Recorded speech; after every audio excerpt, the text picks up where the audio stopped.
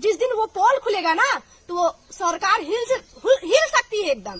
लेकिन हम वो नहीं कहना चाहते क्योंकि हमको पता है, क्या पता वो हमको समझाने के लिए वो बातें बोले हों, क्या पता क्या हो सकता है उसमें हम नहीं बता सकते। लेकिन वो शब्द, वो कड़वी शब्द जो होते हैं वो शब्द नहीं यूज करना चाहिए, लेकिन यूज हुआ है हमारे ऊपर। नमस्कार, मैं हूं शिव पांडे और आज हम बात करने वाले हैं उत्तर प्रदेश के जौनपुर की। जौनपुर का वो दूल्हा हत्याकांड जो पूरे देश में सनसनी बना, जिसमें एक दूल्हे को गोली मारकर हत्या कर दी जाती है, दूल्हे को मौत के घाट उतार दिया जाता है। लेकिन उसके बाद उस पर सवाल खड़े हुए इस बात को लेकर कि आखिर जिन्होंने दूल्हे को मारा है वो आज भी घूम क्यों रहे हैं। सवाल खड़े होते हैं कि आखिर दूल्हे को मारने वाले लोगों के साथ भी जातिगत भेदभाव क्यों किया गया। सवाल खड़े हुए, ये कहा गया कि आखिर जो अपराधी हैं, अपराधियों की भी जाति क्यों देखी जा रही है। और कारण था ओम प्रकाश राजभर का एक बयान देना, जिसमें उन्होंने एक व्यक्ति को, एक अपराधी को पूरा दोषी ठहरा दिया, लेकिन उसके साथ में जो मुख्य आरोपी थे उनके विषय में उन्होंने कोई बात नहीं की। और नाम होता है प्रदीप बिंद और भोले राजभर। ओम प्रकाश राजभर पर आरोप ये लगे कि ओम प्रकाश राजभर ने अपनी जाति के व्यक्ति को बचाने की कोशिश की और साथ ही साथ उस व्यक्ति को भी बचाने की कोशिश की जो उसका मुख्य आरोपी था। जी हाँ, बताया जा रहा था कि प्रदीप बिंद इसका मुख्य आरोपी था, लेकिन प्रदीप बिंद को यहाँ पर आरोपी नहीं दिखाया गया। भोले राजभर भी आरोपी था, लेकिन ओम प्रकाश राजभर का वो जाति सजातीय था, इसलिए भोले राजभर की बात विशेष रूप से नहीं की गई। लेकिन वहीं पर एक तीसरा व्यक्ति जिसको ओम प्रकाश राजभर के द्वारा दोषी ठहराया गया और उसके बाद मुठभेड़ में बताया जाता है कि उसकी मौत हो जाती है। तो आखिर पूरा मामला क्या है और इन पूरा मामला क्या नया रूप लेता हुआ दिखाई दे रहा है, इस पर हमारे साथ बात करने के लिए दो वरिष्ठ पत्रकार हैं। हमारे साथ में है वरिष्ठ पत्रकार शीतला तिवारी जी और साथ ही साथ वरिष्ठ पत्रकार भालचंद्र पांडे जी। हम इन दोनों से बात करेंगे, समझने की कोशिश करेंगे कि आखिर ये जो आरोप लग रहे हैं, क्या ये आरोप निराधार हैं या इन आरोपों में कोई सच्चाई भी है। जिस तरह से आरोप लगाए जा रहे हैं कि जातीयता की वजह से एक लड़के को मुठभेड़ मार दिया गया, जबकि वो मुख्य आरोपी नहीं था, जबकि वहीं पर जो मुख्य आरोपी थे वो आज भी घूम रहे हैं।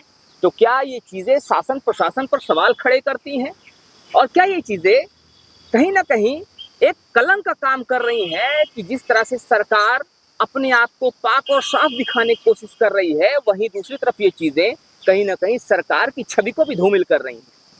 तो ये बात करते हैं हमारे साथ मौजूद तिवारी जी से। तिवारी जी, क्या कहेंगे इस विषय को लेकर, जिस तरह से चीजें सामने आ रही हैं और जिस तरह से शासन प्रशासन पर भी सवाल खड़े हो रहे हैं, साथ ही साथ सरकार पर भी कहीं ना कहीं सवाल खड़े किए जा रहे हैं कि राजभर जो कि मंत्री हैं, ओम प्रकाश राजभर जी, उन्होंने अपने सजाती को बचाने की कोशिश की है, वहीं दूसरी तरफ जिसका मुठभेड़ में जिसकी मौत होती है उसको कहीं ना कहीं टारगेट किया गया है, ये कहा जा रहा है। इसमें सोशल मीडिया पर खबरें चल भी रही हैं, क्या कहेंगे इस पर आप?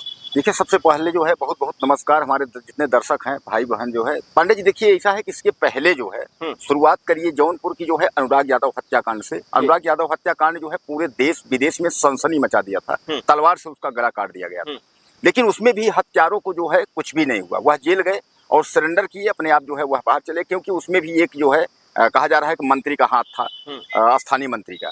चलिए, वो तो मामला धीरे धीरे करके ठंडे बस्ते में इसलिए हो गया कि वह जो है अनुराग यादव का पिता जो लालता यादव था वह कमजोर था। हत्यारा परिवार अनुराग यादव के पिता रामजीत यादव वह कमजोर थे और हत्यारा परिवार जो लालता यादव था वह मजबूत था।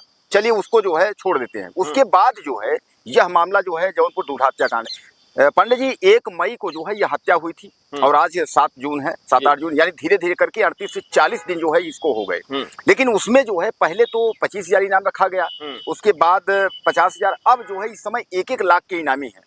लेकिन अचानक जो है राजभर जौनपुर पहुंचते हैं और वह सीधे जो है तीसरे आरोपी को, यानी मुख्य आरोपी जो जैसा आपने बताया कि प्रदीप बिंद, फिर आपने बताया कि भोले राजभर और तीसरा रवि जो यादव है, तो रवि यादव को जो है उन्होंने मुख्य आरोपी बता दिया और उसका जो है इनकाउंटर हो गया। सीधे सीधे कहीं ना कहीं जो है यहाँ जातिगत देख करके, जैसा कि आरोप भी लगा रहे हैं, रवि यादव के घर वाले लगा रहे हैं, विपक्ष के नेता अखिलेश यादव लगा रहे हैं कि जाति देख करके यहाँ इनकाउंटर किया गया। तो जातिगत आपको याद होगा कि एक इनकाउंटर गाजीपुर में भी हुआ है, वहां भी यही हुआ कि जाति देख करके इनकाउंटर हो रहा है। यहाँ भी सवाल, यानी कहने का तात्पर्य जो है रवि यादव मारे गए।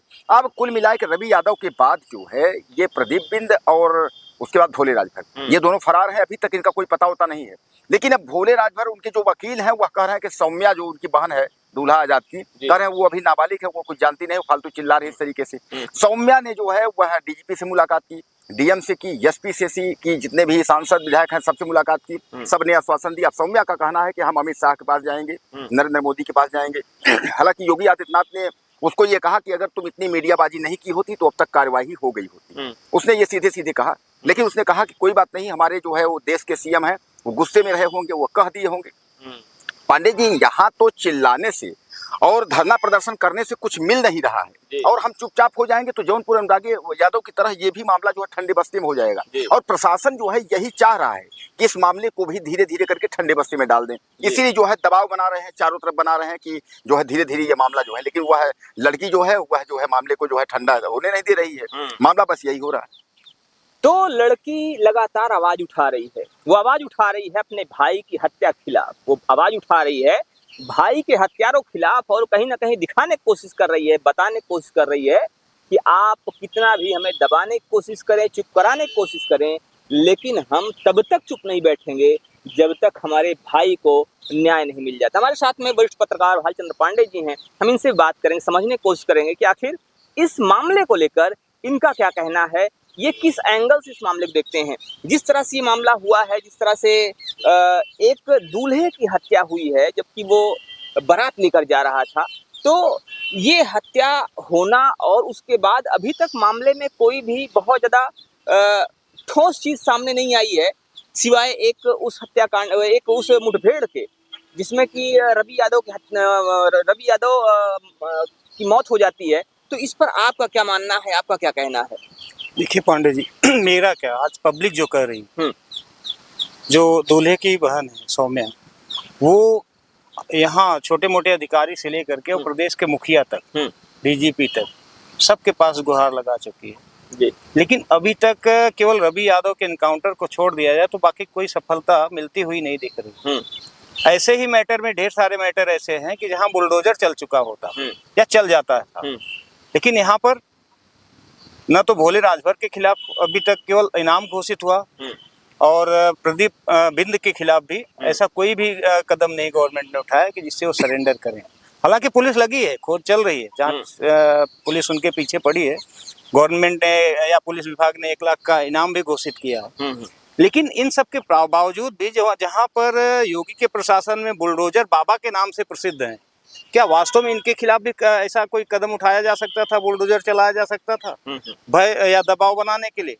यहाँ प्रश्न ये उठता है, क्योंकि ढेर सारे मैटर में देखा गया है कि जहाँ आरोपी फरार होते हैं उनके खिलाफ कहीं न कहीं बुलडोजर की कार्रवाई अब तक हो चुकी होती है जी। लेकिन यहाँ पर अभी तक ऐसा कुछ हुआ नहीं है, और प्रश्न तब तो और भी ज्यादा गंभीर हो जाते हैं कि जब जाके ओम प्रकाश राजभर जो कि प्रदेश सरकार के मंत्री हैं, वो खुलेआम कहते हैं कि आरोप रवि यादव पर लगा देते हैं, इनकाउंटर हो जाता है, और उनका जो सजाती है भोले राजभर है उसके खिलाफ केवल पुलिस जो है इनाम घोषित करती है, बाकी अभी तक उसके खिलाफ कुछ कार्रवाई होती हुई नहीं दिखती। तो ये प्रश्न चिन्ह जरूर उठता है कि क्या भोले राजभर का भाई जो सोले राजभर है वो जिला पंचायत सदस्य है और ओम प्रकाश राजभर पार्टी का जो है वो सदस्य भी है, तो उसका कहीं न कहीं इसमें हस्तक्षेप है।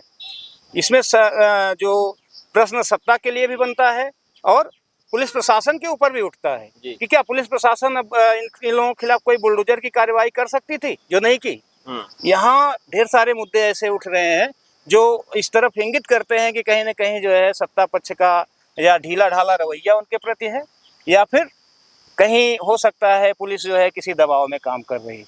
क्योंकि आप देखिए सौम्या राजभर अभी इसके पहले जो है वो मुख्यमंत्री के पास जाती है, मुख्यमंत्री हालांकि उसको एक बार समझाते, वो डांटना मतलब एक तरह का समझाने को कि मीडियाबाजी इस तरह की जो है कहीं कई कामों को जो है वो रोक देती है।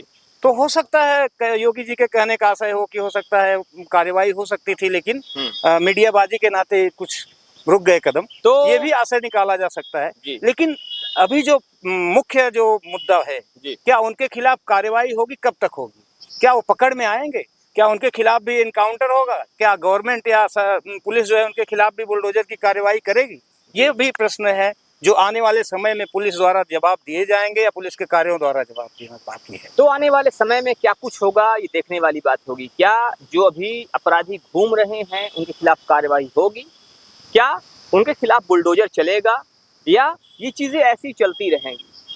क्या सारी चीजें राजनीतिक दबाव में हो रही हैं? ये भी कई लोग सवाल खड़े कर रहे हैं, क्योंकि जिस तरह से अपराधी अभी भी फरार हैं, पकड़े नहीं गए हैं, और उसके बावजूद उन पर कोई कार्यवाही अभी तक विशेष रूप से देखी नहीं जा रही है, ऐसा लोग आरोप लगा रहे हैं। तो इस पर आने वाले समय में क्या कुछ होता है, क्या कुछ निकल कर सामने आता है, देखने वाली बात होगी। फिलहाल आपका इस विषय पर क्या मानना है, आप भी हमें जरूर बताइएगा। बने रहिए हमारे साथ खबरों के अपडेट के लिए। मिलते हैं फिर से, तब तक के लिए जय हिंद।